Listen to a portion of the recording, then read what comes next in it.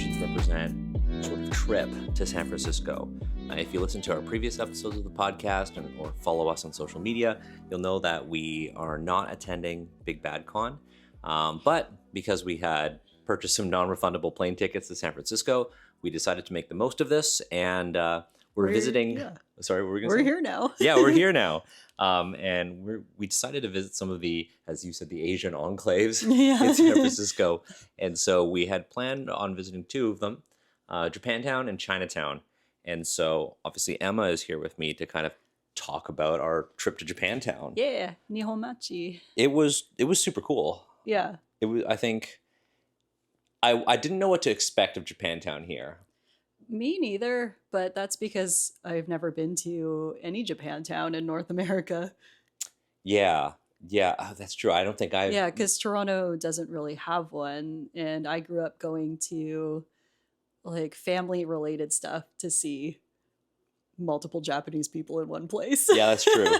I think for me, it wasn't something that we even thought about until we were actually planning this trip. Yeah, and then we realized that there was a Kinokuniya here. And so that kind of started things off. And so we drove down. It was actually like first day in San Francisco. Yeah. We had just come off of these like awful flights. I was expecting to be really tired, but I think I was also like excited, so a little jazzed to be there. yeah, 100%. And we crammed into a car, got an Uber, went to Japantown. And the first thing we saw was this super cute store with cats. Yeah. That was the first thing. Because I stepped out of the car, I pointed at a t-shirt and went, ah! I love that.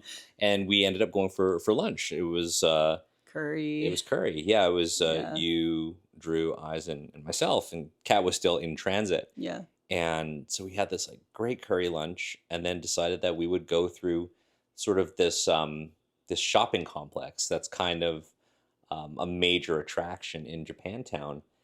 So we started hitting up a couple of like small shops, with the highlight being going to Kinokuniya. Yeah.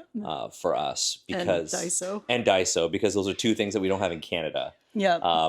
So for American listeners, because I know we have a lot of American listeners, we were really excited about Kinokuniya because it's something that, like, at least for us, we can either experience in Japan, or go to the United States for. And we were super excited, but I had actually like really high expectations of what it would be, having like, just come back from Japan. And I really didn't want I didn't want to be let down. But honestly, it was a super cool store here. Yeah. Like, I wish we had something like that in Canada. I ended up finding this really cool book, and it was like a fictional world guide, and it's just got all of these locations with cutout architectural drawings with floor plans and stuff. Perfect for really any tabletop RPG. Yeah. And ended up getting some stationery as well. Yeah. Because that was the goal, right? That was the goal. Yeah. But it was just like a cool thing to experience. I know, did you buy anything at Kinokuniya? I didn't, no. I do vaguely have plans to be in Japan in the summer, so of 2025. Yeah, I was looking for Japanese language stuff, and this is like the same at the New York location. Yeah, it is primarily English language books about Japanese stuff, and then the sections that are in Japanese are a little more hit or miss, or like the really popular stuff. I think the most extensive Japanese sections that they had were actually the manga. Like, there was like... Yeah, and then like the world politics section and some of the fiction and the magazines. But yeah, there was like, I think maybe 30% of the manga floor was all Japanese stuff. There was also, I hadn't seen this before, but bilingual manga that was as cool. Well. Interesting to see that. I don't know who, I guess the target audience might be folks who are learning Japanese. Definitely. Because they do short stories and stuff in collected bilingual volumes too. I thought about buying them, and I was like, oh, but they're expensive, and these are US dollars. Yeah, I know. Every time I'm like, American dollars. Yeah. No, it was like, oh, I'd love to read the new volume of this manga. And I was like, oh, but I should just wait until I get home. Yeah. Or like, oh, I'd love to buy this bilingual like I wanted to get I really love that movie Your Name. Yeah.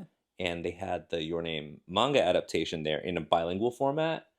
But then I was like, I could just buy this at home, but I wouldn't get the bilingual one. But I don't know. It was a tough choice, but I ended up limiting myself naturally by the kind of baggage that I brought on this trip. Me too. I only did carry-on. So we're like Eisen with his luggage full of board games, his check luggage, and he's sitting 2 feet from us. Came prepared though. Yeah. Yeah. But yeah, I was just excited to be in a mall complex that in some parts very much felt like the malls I've been in Japan. Yeah. Yeah. Very like the much little food hallway. I think I told everyone. You mean the bridge? Yeah, I guess the bridge. No, not the bridge. Not just the bridge. Yeah, because the curry place was on the bridge. So part of the Western Hall for the Japantown is a very extensive. When you walk in, you're surrounded. It's a food alley. Food, by food places. But it felt exactly like the underground portion of like a station. Some of the subway station or train stations, or underneath the or near the big department stores. Yeah, as I was explaining, Shanghai's subway stations are very similar to that as well. Yeah. You basically walk in, you have food, you have places to buy stuff, and you just have like small stalls everywhere. And they kind of make it look like an outdoor street. Yeah, I think though my station point of reference, and I think for folks who listen to this podcast and have been to Japan, probably have been to Akihabara Station. That station itself is very much like a mall. It's huge. Yeah, it's massive. No, this made me think of like the Central Sapporo Station. Okay. In the underground part, it's like little bars and things. All the sort of one of the ones in like there looked exactly like travelers or salarymen would go to just eat a quick meal. Yeah, exactly. 100%. And so we at this shopping complex, we went to Kinokuniya. We went to all these little shops as well. Drew got his takoyaki. Yeah. Immediately burned his mouth. Yeah. And then after that, we ended up going to Daiso, which again we don't have in Canada, and we bought a whole bunch of stuff. And because being nostalgic about Japan, you brought up like, I really want Mitsuya cider. Oh, I wanted a Mitsuya so bad. Do you want to describe what that is for the audience who might not have had that? Yeah, it's a pretty common like apple flavored. They call it a cider, but it's non-alcoholic. Yeah, it just kind of tastes like sweet apple pop or soda. So I don't know, it's everywhere in Japanese corner stores. So that's what I really wanted. And we managed to find it in the Daiso.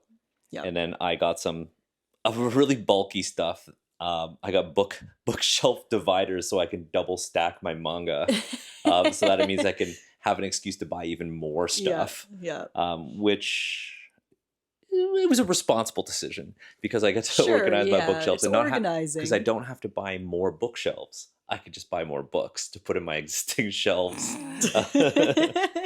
But so after that, we ended up, wandering around the rest of Japantown, and then we went back to actually this sort of like courtyard area. Yeah, because we went by it originally. I was like, that looks neat. I want to go there. Yeah, and we went to an origami shop. Yeah. Which was actually, I think that was one of the first things we did after lunch. Yeah, the paper I forget what it was called. It was a paper shop. Yeah. I think paper test. I want to say something. Eisen's going to look it up. But we ended up going to this origami shop that was also an origami museum. Yeah. And they had some incredible pieces there. And then just like the biggest selection of paper I've ever seen, specifically for folding, obviously. Well, yeah, the paper place in Toronto is similar. I've been doing origami since I was like 8 years old. So. Yeah, I guess I don't buy origami paper anymore. But one thing that was really cool about this origami shop, which we didn't realize until the end of our visit, was that they had done this sort of art installation in collaboration with Adobe, and it was an augmented reality experience. And I mean, you folks were chilling, and I got super into it. Yeah. Well, I didn't have data, so I yeah, because I have mobile it. data. Yeah. Shout out to eSIMs, and so they had Not this sponsored. QR code, not sponsored. Air Allo can sponsor me. Got a global plan for like $90 when I went to Japan and didn't even use half of the data that I had gotten. Oh yeah. But it's a global plan, so I can use it in the US too. Perfect. But they had this QR code outside of the shop, and I'm going to post some like videos on our YouTube channel about this, kind of breaking down the installation. But when you scan the QR code, you can actually open up this entire augmented reality experience within this sort of pedestrian walkway in Japantown. And in front of each major shop, what was it called, Eisen? Oh, Paper Tree. In front of each major shop was there's this cool folded envelope that kind of floats in front of the shop. And when you walk in front of it with your camera, it like blossoms and opens up and transforms into one of the origami pieces that were in the museum at Paper Tree. And these were like beautiful pieces. Yeah. Like one of them was like this Chinese Japanese dragon, the long, and it was super intricate. I don't know how many pieces of paper were used for that, or if it's just one single piece, but it would have been a huge piece of paper. But they had used photogrammetry. So for our audience, it's technology where you take and stitch together a lot of photos to form a 3D image. So you can actually experience that particular origami piece in augmented reality if you were unable to access it in the shop, if they were closed or something like that. And then they had these at all the major shops. So it was actually encouraging you to look at the different locations within this pedestrian walkway in Japantown. And I thought it was just like the coolest thing. Yeah, you were pretty excited. I was super jazzed. I was making so many videos. Well, and I'm glad you could catch it on video, because I couldn't see it otherwise. Yeah. And all the cranes flying around from one location to the other. That was so cool. Yeah, it was really neat. And, I'm sad that we weren't like seeing a lot of our friends and colleagues at like Big Bad Con. Yeah. But I think it was important that we got to experience this part of San Francisco that we wouldn't have otherwise experienced if we were holed up in sort of the convention hotel. Because I think for a lot of us, it feels like it was a great way for us as like, we're teammates, we work on the show together to actually experience, but also for us to kind of get new perspectives and have new experiences that we can kind of bring to our audience. We also had some like really interesting ideas after not only, our visit to Japantown, but also Chinatown. Yeah. Because one of the things we've been doing was, interacting with a lot of the historical societies here. Yeah. And meeting cool people. And now this is like a topic we want to cover on Asians Represent. We want to try to interview, decision makers, archivists, historians that volunteer their time or work for historical societies to learn about the stories of the diaspora. Yeah. One of the places that I would love to go when I'm next in Japan is there is a Museum of Canada. Well, that's interesting. Because so many of the Japanese Canadian people, everyone was given the option to either move to Japan or go into the imprisonment camps. Yeah. And so some of the people who moved to Japan became this interesting diaspora of a lot of Canada-born Japanese. Oh, that's interesting. Who then go to Japan from Canada. And that's part of their memory, is their families were originally from Canada.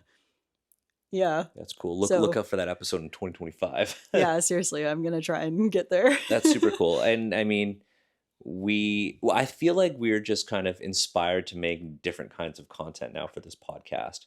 At the heart of Asians Represent is like games. We always talk about games. That's how it all started when Agatha and I were what we've been doing here too. Yeah, and we've been doing that here too. But like, the thing is, like, at the heart of all these role-playing games and board games and the discussions about representation is just like that base of just storytelling. Yeah. And I think speaking to historical societies and like cultural organizations representing the Asian diaspora is just another way of bringing these stories to our audience. So that's something that we're going to explore moving forward in terms of our content.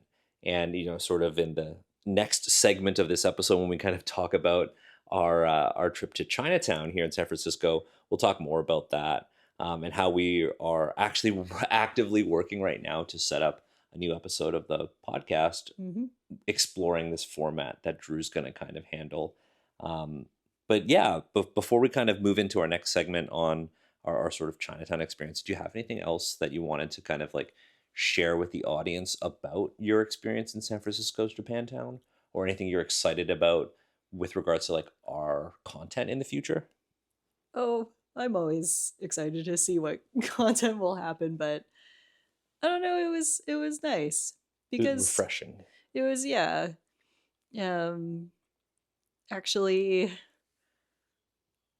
I don't know. It's something that I'll probably have to think about for a while. The fact that I have had to seek out, like in Canada, have to seek that out, because being in Ontario especially, there's nothing kind of focused anywhere.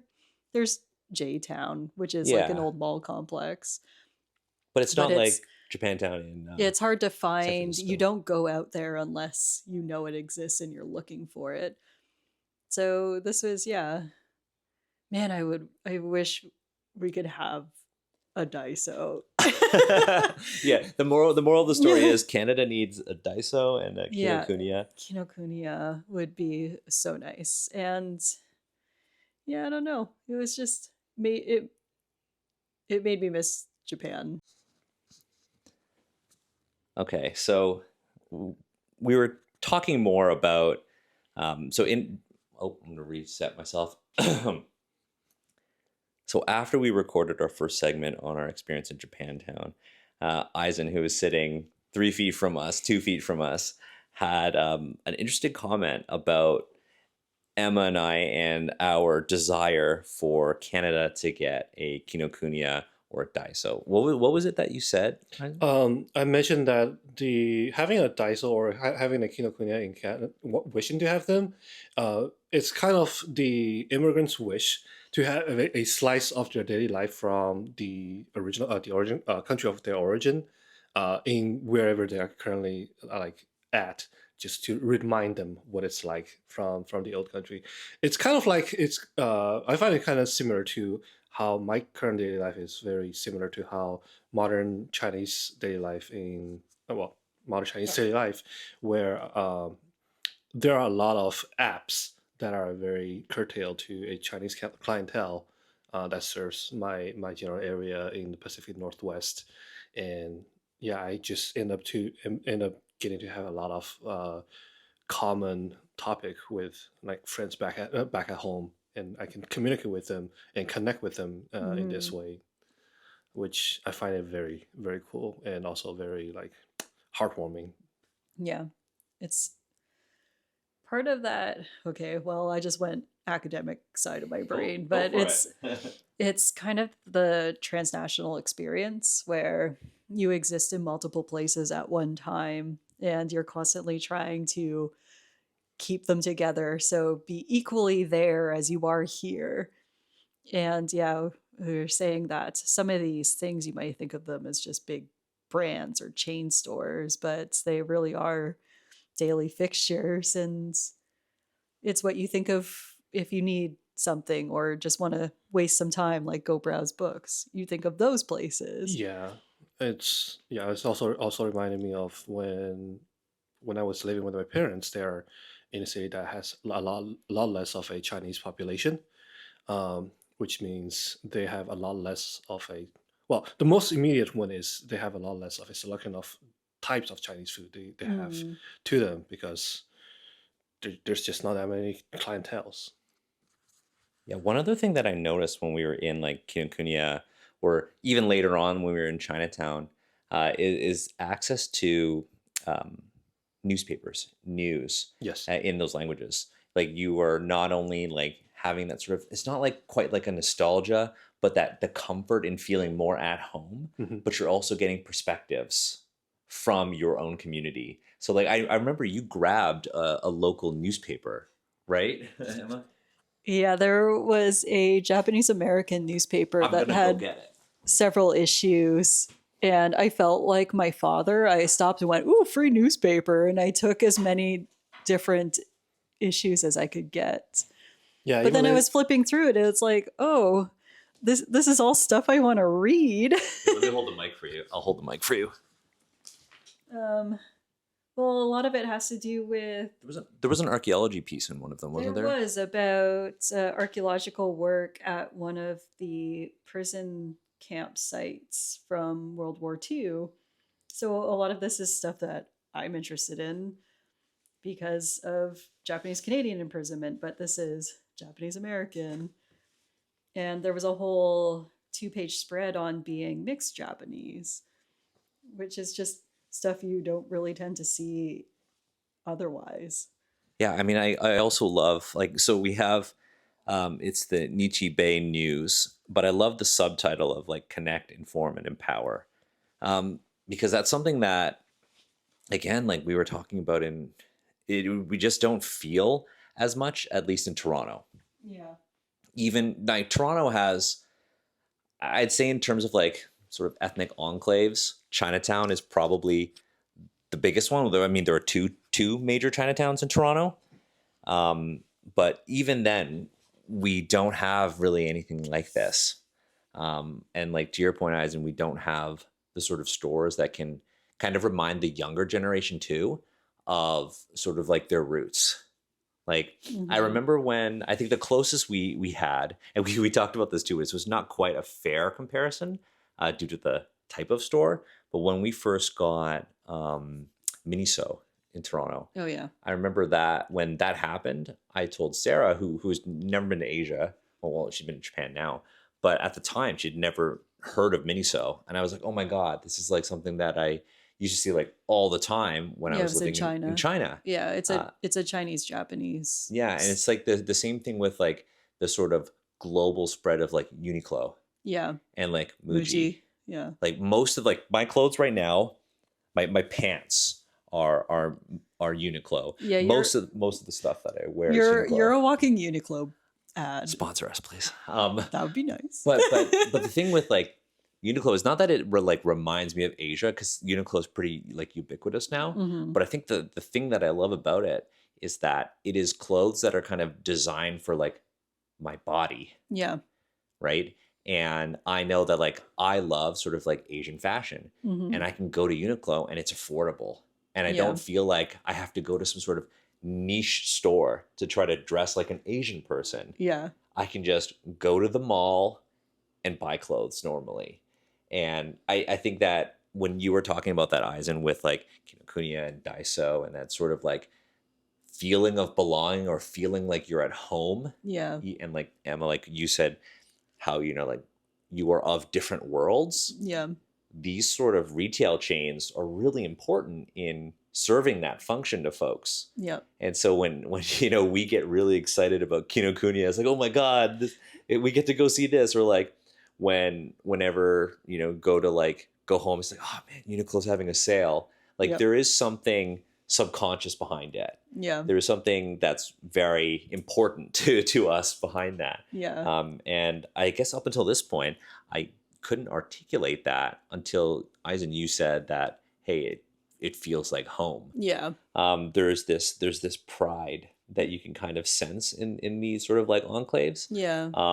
And of course there is like a storied history and not always a happy history behind them. Yeah. But yeah, it feels very different from what we have in Canada. The Chinatown in particular. Yes, very much so. And so we'll talk about that in the next segment, where Drew and I are going to kind of reflect on our trip to San Francisco's Chinatown and a whole bunch of sort of historical sites that we visited. We did a lot. We did a lot. Yeah. So let's get into that.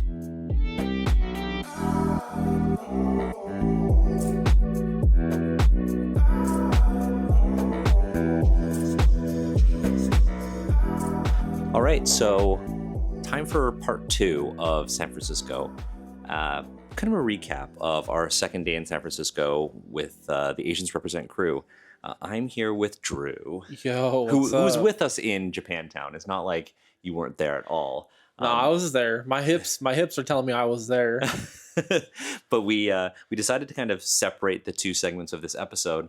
One to kind of cover Emma's experiences visiting her first like big Japantown, and the conversation that Emma, Eisen, and I had about Kinokuniya and Daiso.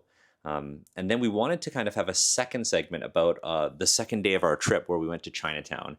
And Drew is here with me because this is something that you and I had been planning for, feels like months. Yeah. Lots of emails, lots of like, hey, did you get a response? Lots of Instagram messages to one particular organization. And that's the Chinese Historical Society of America.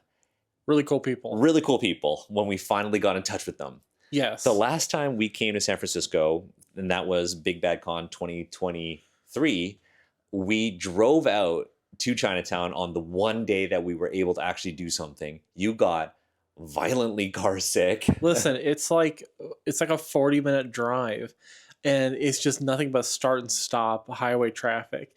So I who infamously get very motion sick, it's just a brutal time for me. Yeah, and the Big Bad Con hotel is very far, close to the airport, which is really convenient for the con. But if you want to go and actually do stuff aside from the con, in our case, this is our entire trip because Asians Represented as a team decided not to go to the con. Mm-hmm. We wanted to be closer. Yeah. And so last year in 2023, we took the drive out. You got really car sick. And we were like, you know what? We're going to go see this museum. Because I'd been before, and they were closed. Yeah. It was super disappointing. So this year... In the meantime, I'm just outside just like, oh... Yeah, you're not feeling well, and head. You're disappointed. And now we're like, okay, we're going to have the time in San Francisco. We're going to make sure this works. Yes. And so we saw that they were actually opening up, because it actually opened up like maybe... just 2 weeks ago. Yeah, so they had to do some renovations, and so certain sections of the building were going to be closed down. However, they were going to be finished. They finished them like a week ago. Yeah, or at least the parts that were important for the exhibitions. Yeah, 100%. Because they didn't respond to our inquiries for an interview, but we did get a ton of their marketing emails. Yeah, but they had a special exhibition called "We Are Bruce Lee." And we were super hyped when we saw it. And so that we grabbed some of the sort of promotional material when we were at the museum. And so I want to tell our audience a little bit about the exhibition. Mm-hmm. So We Are Bruce Lee is an exhibit that celebrates the remarkable life of a Chinese American icon who transcended race, geography, and culture through uncanny strength and resilience. And so the purpose that they've kind of laid out for this exhibition is that sort of during these troubling times of economic and social strife, the intent of the exhibit is to educate, inspire, and unite people of all backgrounds to embrace the very best qualities of themselves, just as Bruce Lee did throughout his tragically short life. And we were really excited to see this exhibition. And I've got to say, the entire museum experience, not just the Bruce Lee one, the entire museum experience was top-notch. Yeah, I agree. I mean, we went in there and I underwent a transformation. I now have like rippling abs. I lost like 200 pounds. Yeah, I'm fighting fit now. It's great. Just like Bruce Lee. Yeah. But like, I'm curious to hear your thoughts as, you are literally a licensed historical interpreter. Sure. And this is very much like a small mostly volunteer run museum hosting an exhibition on one of the greatest Asian pop culture icons of all time. Yeah, so for someone who doesn't know what a historic interpreter is, so I'm someone who, through the National Association of Interpreters of Interpretation, one of those two, I'm licensed as a certified interpretive guide. So what I do is I take history or whatever's in front of me or in front of us, and I try to break that down and synthesize it into a way that is engaging and educational for folks. And so, it is sort of like a tour guide, but in a much more involved way. And so, you know, I do a lot of things like I have worked in museums for a decade, and I also have to do things like write interpretive text, like the things that you read and stuff like that. And so that was, I think, one of the things that was really impressive to me was there is a well-known thing in museums that's called shit on the shelf, which is just, there's just tons of things on shelves without any real like meaning behind it, without any real explanation or engagement with the audience. And I think that they really did well to prevent that. You know, the things that they were displaying had purpose, they had meaning, they were well curated. And on the flip side, you know, there's another, like an inverse problem of not like, you know, too many things on a shelf, but too many things to read. And that could be like the inverse problem of there's not enough content to look at, but there's too much to read through. And I feel like they balanced both of those really wonderfully so that there was engaging things to read, but also engaging things to look at without really ever overstepping on either side. Yeah, 100%. I think on the note of like engagement, you'd think that with something called, you know, an institution called the Chinese Historical Society of America, you'd think it would only be engaging to Chinese people. But that wasn't the case with this like Bruce Lee exhibition, because just like, you know, the materials say that the goal of the exhibition is to actually, you know, educate, inspire, and unite people of all backgrounds. And that's something that we saw, because there are, if you aren't Chinese, or like Kat, for instance, who was with us, hadn't really consumed much, or if any, Bruce Lee media, but still got a lot of value out of it. So the museum is kind of laid out. There were some areas that were off limits. There was a little special exhibition about sort of the local Chinese American. I just took Canada with me. Wrong place. Chinese American communities here in like the Bay Area. But they had 2 floors for Bruce Lee. We started in the basement. And in the basement, they kind of have, it's called the Learning Center for the Chinese Historical Society. And they had these beautiful art installations about Bruce Lee. But many of them also highlighted the sort of the impact that Bruce Lee had on uniting the Chinese and Black communities in America, which is something that we've talked about on the podcast with Stefan when we talked about sort of blaxploitation cinema and the rise of kung fu movies in America. And it was really cool to see that. And it was really cool to see how they highlighted folks like the Wu-Tang Clan, and how they highlighted a lot of other hip hop artists too, who were like inspired by Bruce Lee's messages, his philosophies, and how he in character fought against oppression in his movies.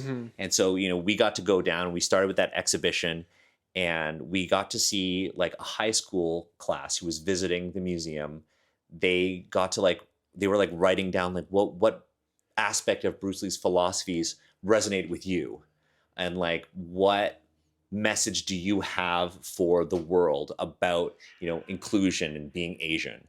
And it was really neat seeing a group of students engage with the exhibition without a guide or a teacher telling them what to do, because we didn't actually see a supervisor with them. They absolutely were free range students. Like they were just unleashed upon the site. But I think that says something about the quality of the museum, right? And the message behind it, because not only did they have that basement sort of reflection space about Bruce Lee, but there was a permanent, I guess, I don't know what you would call it. It's not an exhibition, but it's a permanent sort of interactive at the museum. And it was a timeline of the Chinese American diaspora. And it had a question. It was a prompt. It was a chalkboard wall. And it said, it was basically asking about what date in the Chinese American diaspora was important to you. And it had all these different milestones for things like, you know, the Chinese Exclusion Act, the Geary Act. And students were writing down things like, you know, this is when my family came to America. I know you wrote something down too. Yeah, I wrote 1947. So that would be the year that my grandfather had already been back and forth in America. Of course, the Chinese Exclusion Act was repealed in 1941, but it wasn't until I believe there were still other years... pieces of legislation though. Yeah, like you still couldn't bring it wasn't until after the war that men were bringing like war brides, back with them, and so my Chinese grandfather brought my excuse me, my China sounded like I get emotional. Yeah, Jesus. Chinese grandmother back with him in 1947, and then I don't remember, something like weeks later my dad is born. So that's and I saw you wrote that, and folks were writing about when their families came here, and I think what stood out to me most wasn't something that was written, but something that we heard. And it was like a same group of high school students, and one of them looked at her friend and she said, "I love being Chinese." And it was cool. And it wasn't like a joke or anything. It wasn't they weren't being sarcastic. It was like they were looking at this board, they had written something down, and then they said, "I love being Chinese." Mm-hmm. And as somebody who grew up kind of struggling with his own identity, and I think I've told the story in the podcast before where I came home crying to my parents one time because somebody called me Chinese. Oh no. But I was so young, I didn't understand, right? Yeah. Also because I grew up in a very white neighborhood. I actually grew up in a Polish neighborhood. Sure. And so I didn't spend a lot of time with Chinese people outside of my family. Yeah. And so it was really heartwarming hearing somebody say that they love this really important aspect of their identity. And in part because of what they were able to experience at this museum with this Bruce Lee exhibition. Yeah, which is, I think, such an interesting contrast in upbringing, because despite the fact that me and my family also grew up being the only Asian people, or at least the only Chinese people that most people that we knew, for me, that experience of being Chinese was very performative, in that it was a performance because it's what made me special, it's what made me different. And so instead of not knowing, I got paraded around during Chinese heritage classes as the token Asian. Yeah, literally my mom would dress me up in these little red suits, and I would be paraded around as here, this is what an Asian looks like. You were also homeschooled, right? Yeah, but my mom would host Chinese cultural classes and things like That's that. Cool. Partially really just because she wanted other people to know about my heritage, and she wanted me to know about my heritage, even though she herself is a white woman. She wanted, it was honestly more important to her that I was Chinese than my dad. My dad just did not care. Was your dad born in America, or did he? He was born. Yeah, he was born in New York, but he was born like I said, 2 weeks off the boat.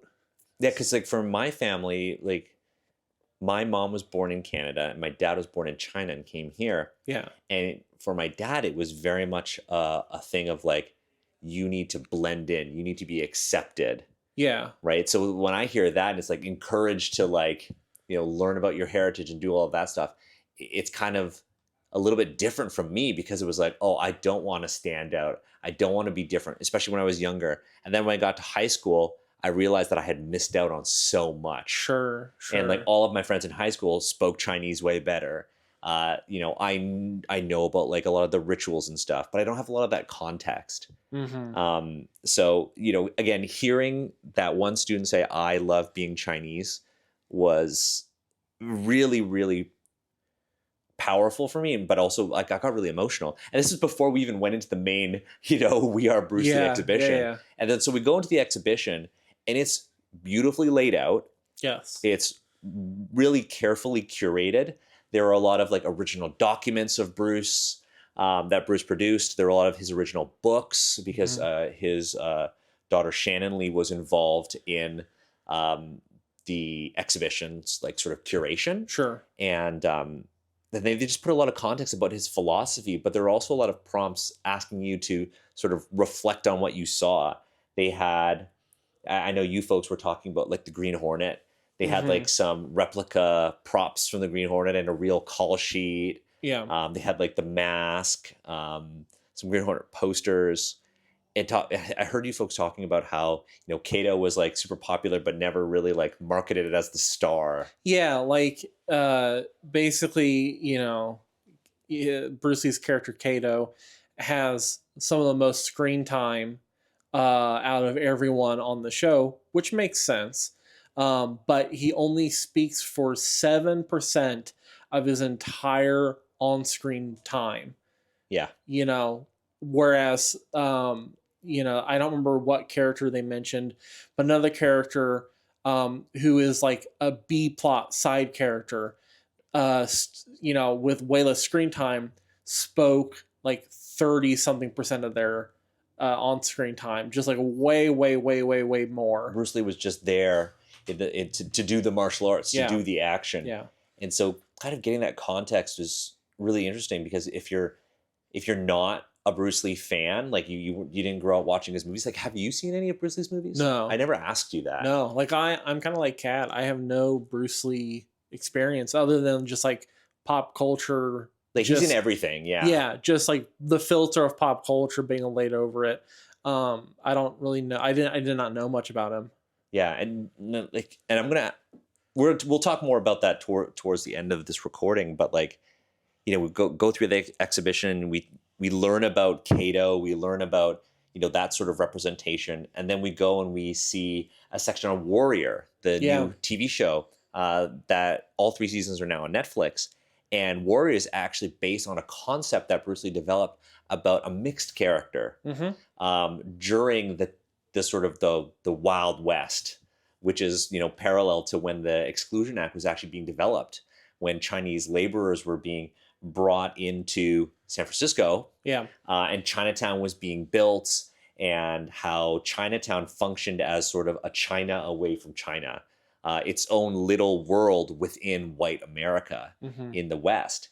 And so seeing like the display on Green Hornet and then seeing a multimedia installation about Warrior was like really cool to me, because I'm a fan of the show. Sure. And like watching the show is really cool for me, because you see all the cool production nuances and it's like great representation.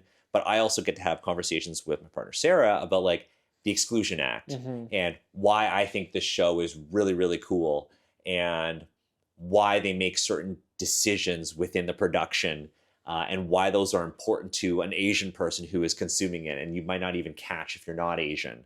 Yeah. So I loved seeing that. I think it was cool that they also talked about Bruce Lee's training and his fitness. And I remember that there was a big sort of display with like all like very large font text talking about how Bruce Lee was just like a small dude. He wasn't like a big dude. He wasn't born gifted.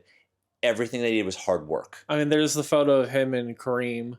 Yeah, Kareem is huge. Is just at least a head and a half taller, and his arm span is just way longer. And they did have a cool mural of Bruce and Kareem in the basement too. Yeah, which was super neat. But yeah, they talked about how Bruce Lee, like, he represents what anyone could achieve through hard work and dedication.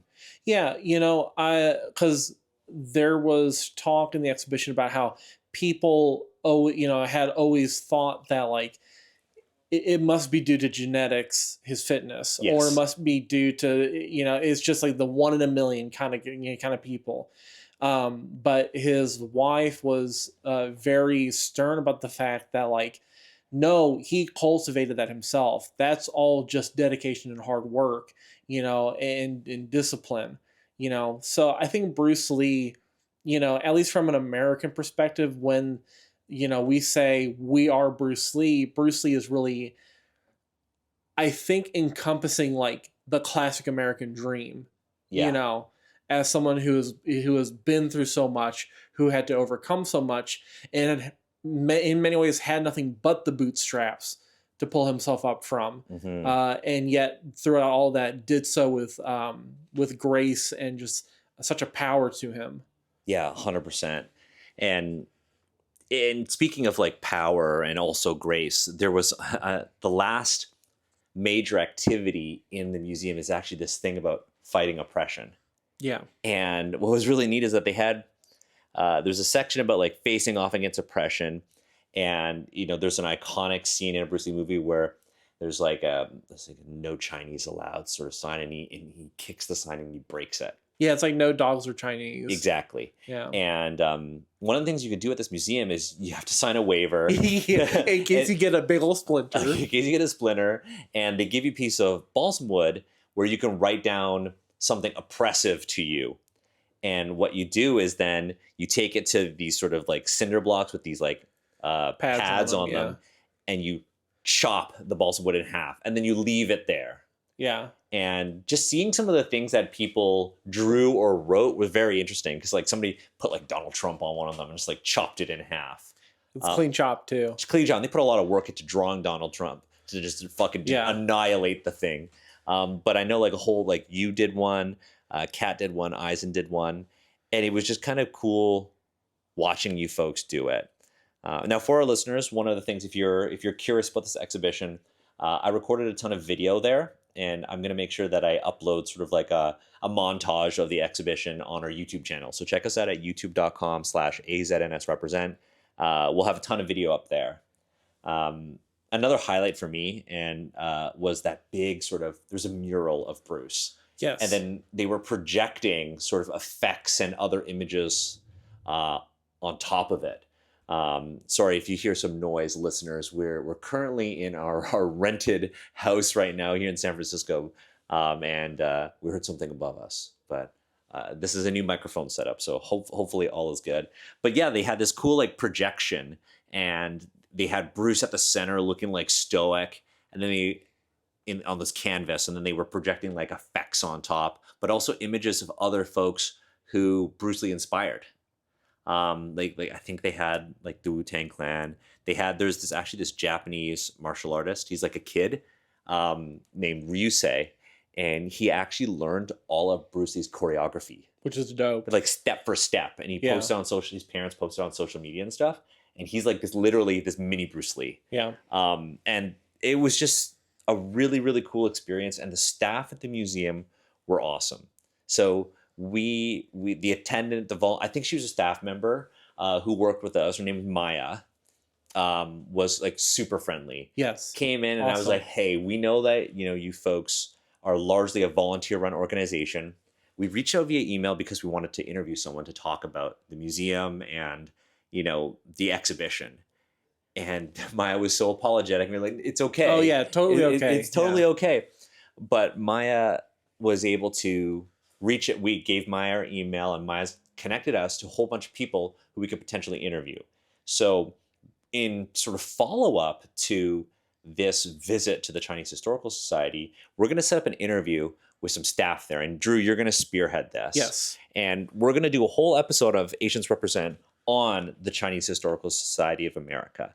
Because one of the cool things about this, and this is the last sort of question I want to kind of leave to both of us, and it's that this historical society is actually the oldest organization in America dedicated to the presentation and preservation of Chinese American history. And it's been operating since 1963. For me, in Canada, and I was talking about this with Emma too, there really isn't an accessible org or a museum like this for me. And my biggest takeaway from this visit was not that like, oh, I want to go rewatch Bruce Lee's movies, or like, oh, I got this really cool book on weapons. It's that I really want to know more about the organizations that are putting in effort in my community to actually document or preserve Chinese Canadian history. And I'd love to know like your big takeaway from this visit. Was it, you know, the Chinese Historical Society as a whole? Was it the org? Was it something from the Bruce Lee exhibition? Like, what was your big takeaway? You know, I think my big takeaway is honestly that, like, oftentimes when I say that, like, I am proud to be Chinese, I am meaning, like, as an identity separate from being like American. My brain isn't thinking, oh, I'm proud to be Chinese American. Yeah. You know, I'm proud to be a Chinese person here. But, you know, with Bruce Lee, I think something that's so powerful about him is that he was Chinese American. And there's a power to the history of the people who are here, you know, doing things. And it's not just necessarily the culture and the food and the history of mainland China. It's also what we have done as we've spread across the globe. That is just really cool to see. So that's just kind of my big takeaway, is just having more pride in being Chinese-American. Yeah. Kind of feeling like you belong here too. Yeah. I really loved our Chinatown trip. And to be honest, being able to go to the Historical Society, see that Bruce Lee exhibition, hear, you know, that kid say, I love being Chinese. I love being Chinese. But like just learning more about the diaspora, and I feel more pride in being like Chinese Canadian. Yeah. Because it's the same message. And I certainly hope that we can get more information on other organizations that are doing this, not only for Chinese people, but other marginalized communities. Yeah. And Drew and I were talking about this. I mean, I say Drew and I as if you're not like sitting across from me. Also, we're recording a podcast in person. We are. We're in the bedroom right now. We have some, you know, like Emma, Eisencat, and Jackie are in like the living room right now. Yeah, they're making a racket. Yeah, so we decided to talk about something really deep and heavy. Yeah. But you know, I forgot what I was going to say. Holy shit, I forgot what I was going to say. Oh yeah, but you and I were talking about how we want to kind of branch out Asians Represent sort of content to talk to organizations like this, to learn about their purpose, to learn about, you know, their goals, their missions, how they operate, and to, just like we've been doing with Asian tabletop gaming creators and designers, we want to do this with community organizations, because at the core of everything we do on Asians Represent, and even Notice No Problem to a certain extent, it's all about like storytelling. It's all about empowering Asian people to tell their own stories, whether it be through games, whether it be through, you know, history, through curation, through education. And I would love for us to explore talking to more of these historical societies. So I have a call to action for our listeners. If you know of a historical society or a not-for-profit or a museum that is working on, you know, amplifying and preserving marginalized histories, especially those of the diaspora. Yeah, and don't forget like genealogical societies too. Yes, 100%, because I know you're super into that stuff. I'm super into genealogy stuff. Reach out to us. We want to learn more from you, and we want to interview. We want to learn more about what these organizations do, and we want to talk about and learn from you on how, I'm getting like flustered, but how you are preserving stories of the diaspora. Yeah, because ultimately Asians Represent is a resource, and we are one resource. And so we only have so much that we can provide as a singular entity. But with a network of so many other resources out there, we can provide as a whole so much more than the sum of our parts. And so it's important that we kind of branch out and we find those resources and provide them for everyone, so that, you know, you have other avenues, you have other things that you can explore that may be specific to your heritage or your history. Yeah, maybe we'll call you know, how we do the TTRPGs of Asia, like how I've been doing like Sword World and Euphoria. Maybe we just call this another type of episode, and we just call this Preserving Stories of the Diaspora. Or something. I don't know. You're giving me a look right now. We'll figure it out. Daniel, Drew, get ethnic. Daniel, this is not NDMP. This is gonna be this is Asians Represent. Oh, but it could be a good episode. But that could be a good NDMP episode. I think we'll do an NDMP episode recapping the whole trip to San Francisco. Yeah. That'll be the next one, or maybe I think we should do it when we get back home because we'll have time to settle in and we can talk shit about our roommates without them being in the same physical space as us. Without being in fighting distance. Yeah, but again, our audience, if you folks know of any historical societies that are working to educate, engage, and enlighten their local community about stories of the Asian diaspora, let us know because we want to learn from those orgs. We want to spotlight them. We want to, use our platform to basically uplift their voice. And we're just super grateful that we were able to do so at the Chinese Historical Society of America. So we're going to set up an interview with them. So that'll be kind of the first. Drew is spearheading this. And yeah, we're just super happy. We've done so much in San Francisco and, we were able to go to Japantown. We were able to experience, and, for listeners, you'll understand why it was so significant to us to experience things like Kinokuniya and Daiso for us Asian Canadians. We were able to go see this We Are Bruce Lee exhibition. We were able to make contact with the Chinese Historical Society of America, thanks to our patrons. Especially thanks to our patrons, because you make this possible. And we want to make sure that we are sharing the stories of others for you in the way that we can on Asians Represent. So shout out to our patrons who support us at patreon.com/AZNSrepresent. And special shout out to our most honorable patrons, Metal Weave Games, Valorous Games, Michelle, Stefan, most honorable Epic Impulse. You folks make this happen. We are so grateful for all of your support because we've been able to gather in person, because there is something special about sitting across from you, 2 feet away from you, Drew. Hell yeah, dude. And, sharing a moment talking about this experience that we've shared. Yeah. It's magical. It's good stuff. It's good stuff. And I'm glad we get to do it at least once or twice a year. Yeah. So thank you to our patrons of all Patreon tiers. And if you're not a patron, you should be. You should be. You should be. What are you doing? But even if you can't, spread the word, tell people about Asians Represent. It really, really helps. And if you can and you have the time, please actually leave a review. Whether you use Apple Podcasts or Spotify, leaving a review actually helps others discover our content. And it helps, again, further uplift the stories that we are trying to amplify.